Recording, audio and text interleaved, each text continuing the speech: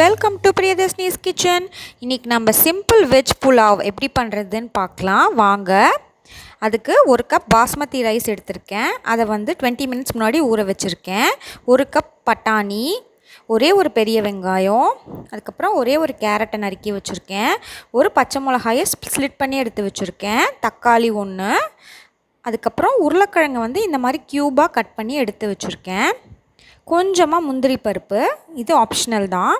அதுக்கப்புறம் ஒரு பட்டை, அதுக்கப்புறம் 4 கிராம்பு, 4 ஏலக்காய், ஸ்டார் ஆனீஸ் 1, அதுக்கப்புறம் ஜீரகம் 1 டீஸ்பூன், மிளகு 1 டீஸ்பூன், ஒரு பே லீஃப்.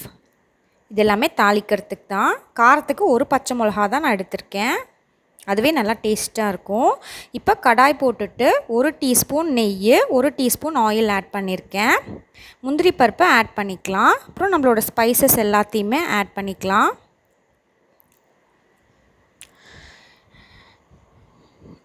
நம்மளுக்கு இதுக்கு அதிக காரம் தேவையில்லை, நல்லா சிம்பிளாக டேஸ்ட்டாக இருக்கும்.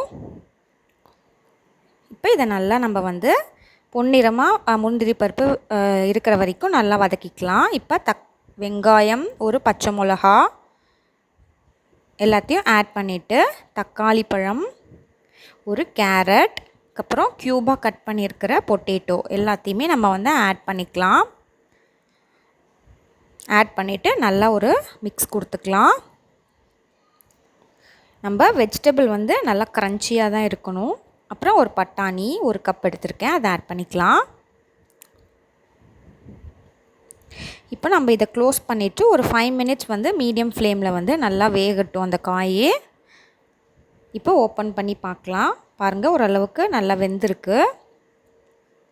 இந்த ஸ்டேஜில் நம்ம தண்ணி ஆட் பண்ண போகிறோம்.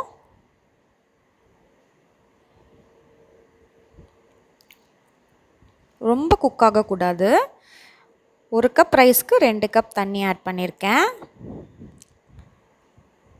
இப்போ இதை நல்லா ஒரு தடவை மிக்ஸ் பண்ணி விட்டுக்கலாம்.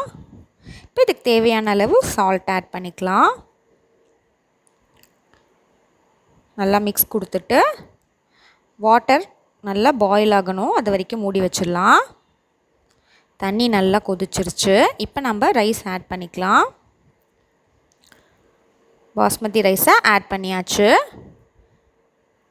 இப்போ மீடியம் ஃப்ளேம்லேயே இருக்கட்டும், அப்போ தான் நல்லா வெந்து வரும். மீடியம் ஃப்ளேமில் குக் ஆனால் தான் அந்த வெஜிடபிள்ஸும் நல்லா கரெக்டாக குக் ஆகும். அப்பப்போ எடுத்து நாம் ஓப்பன் பண்ணி பார்த்துட்டு மிக்ஸ் பண்ணிக்கலாம்.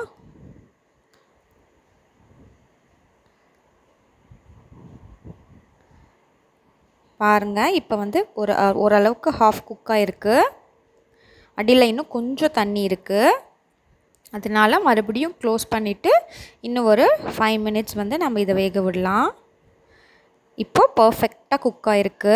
பாருங்கள், இந்த ரைஸ் நல்லா உடைச்சி விடாமல் கிளறி விடுங்க அடியோட.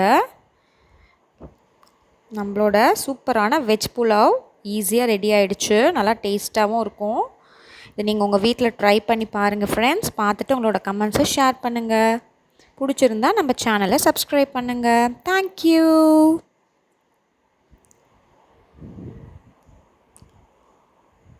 இப்போ நம்ம அடுப்பு ஆஃப் பண்ணிவிட்டு சர்வ் பண்ணிடலாம்.